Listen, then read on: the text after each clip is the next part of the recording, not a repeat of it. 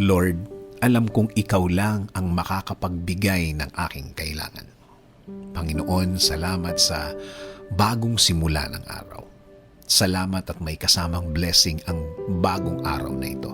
Salamat sa mga bagong oportunidad na kasama ng bagong mga pagkakataon na ibinigay niyo sa akin, Lord. Alam kong nakikita mo ang mga problemadong araw ko, Lord. At alam kong alam mo din na marami akong problema sa mga nagdaang araw. Alam kong nakikita mo din na malungkot sa mga araw na ito. Alam ko din, Lord, na ikaw lang ang makakatulong sa akin. Patawad, Panginoon. Minsan kasi nakakalimutan ko na kaya mong baguhin ang aking sitwasyon. Alam kong kaya mo akong tulungan. Pero imbis na umasa sa iyo, umasa ako sa aking sarili. Umasa ako sa mga kaya kong gawin. Umasa ako sa aking lakas. At alam na alam kong kulang ito. Kaya ngayon, Lord, lumalapit ako sa iyo at humihiling na ikaw ang manguna sa aking araw ngayon.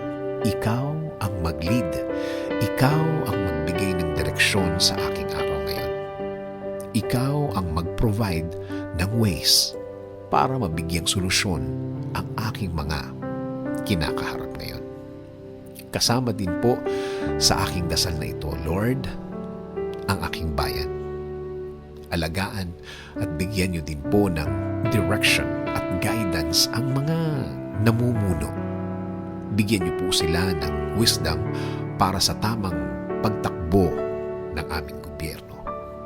Ilayo niyo din po ang mga taong ito sa pag-iisip ng masama. Dahil buong bansa ang kanilang inaalagaan, hindi lang Pilipino sa Pilipinas, kundi ang nasa ibang bansa. Panginoon, alam ko pong wala kayong masamang plano sa aking buhay. Alam ko pong ang lahat ng plano mo ay sa ikagaganda ng aking buhay at sa ikaaangat ng aking araw-araw. Hindi lang para sa akin, kasama na din ang aking pamilya. Please continue to give me guidance. Please continue to give me protection. Please continue to lead my life, Lord.